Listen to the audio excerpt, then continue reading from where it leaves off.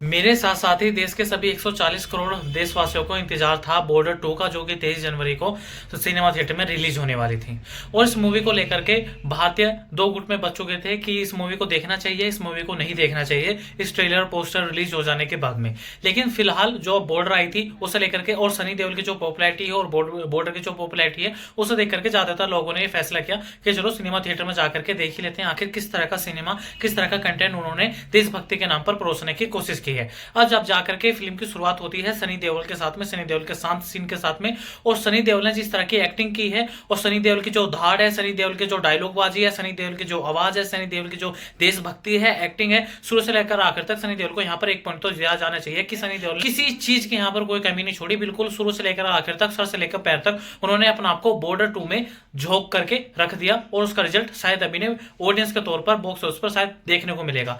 और दूसरी इनके मैं स्टार कास्ट के बारे में बात करूं, सनी देओल के अलावा चाहे वो दिलजीत दोसांझ जो कि एयरफोर्स में वो पायलट बने हैं, फिर वो चाहे वरुण धवन हो जो कि वो आर्मी में है, फिर वो चाहे वरुण धवन हो गए एयरफोर्स के, वरुण धवन हो गए आर्मी में, एयरफोर्स में हो गए दिलजीत दोसांझ में, आन सेट्टी हो गए नौसेना में। तो तीनों की अगर एक्टिंग के बारे में बात करूं तो तीनों की एक्टिंग कमाल की है और तीनों ने वाकई में अच्छा काम किया है। और तीनों के जो मेंटर होते हैं वो सनी देओल ही होते हैं और ये तीनों आपस में दोस्त भी होते हैं क्योंकि ट्रेनिंग के दौरान ही ये एक दूसरे को जानते थे। और जो कि सनी देओल होते हैं उनकी बॉर्डर पर पोस्टिंग हुई होती है, तो बॉर्डर पर वो बटालियन होते हैं और बटालियन को वहां पर वो हेड कर रहे होते हैं।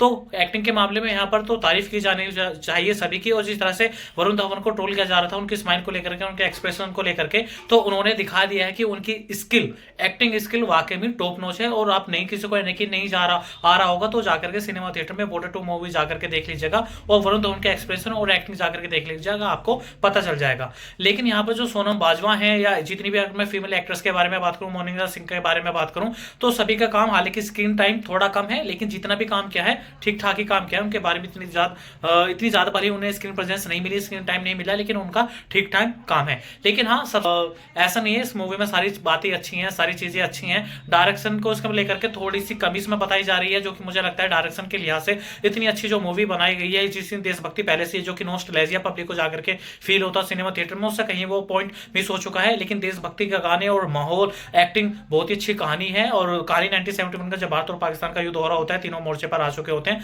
उस पर एक कहानी बेस्ड है। तो आप लोगों को क्या लगता है, आप हमें जरूर बताइए। और इसका दूसरा जो मुझे लगता है स्टार काट लेना चाहिए, उसकी ज्यादा ड्यूरेशन जो कि 3 घंटे 19 मिनट तक की करीब मूवी बताई जा रही है, जो कि अगर इसे थोड़ा और कम कर सकते थे, 3 घंटे से थोड़ा और कम कर सकते थे तो शायद और ज्यादा ये मूवी फास्ट फॉरवर्ड हो सकती थी और शायद इतनी ज्यादा बोरियत नहीं होती कि हर चीज को एक्शन बनाने लगते थे। लेकिन जहां पर इनकी एक्टिंग, कहानी, सीन काम नहीं करते, वहां पे देशभक्ति का गाना अच्छा चला देते हैं। और तो चिट्ठी तुम कब आओगे, वो गाना इसमें डाला गया है जो कि पुरानी बॉर्डर का याद दिला देता है, उनके इमोशंस याद दिला देता है। और सभी देशवासियों को जितने भी थिएटर्स में ऑडियंस मूवी देखने के लिए जाती है उनके अंदर देशभक्ति की भावना भर देती है फिलहाल। और वीएफएक्स के तौर पर इसकी लंबी लेंथ ड्यूरेशन को लेकर के और इसके थोड़े से डायरेक्शन को लेकर के मुझे ऐसा लगता है शायद इसके 2 पॉइंट काटने पड़ेंगे। बाकी शुरू से लगा तक मुझे बॉर्डर 2 मूवी ठीक ही लगी। आप लोगों को क्या लगता है, अपने कमेंट बॉक्स में जरूर बताइए। अगर आप मुझसे पूछेंगे तो मैं इसे अपनी तरफ से कितने स्टार दूंगा, तो इसे मैं अपनी तरफ से 3 स्टार आउट ऑफ 5 दूंगा। और आप लोगों से सिर्फ इतना ही, चैनल को सब्सक्राइब करना ना भूलिए। धन्यवाद।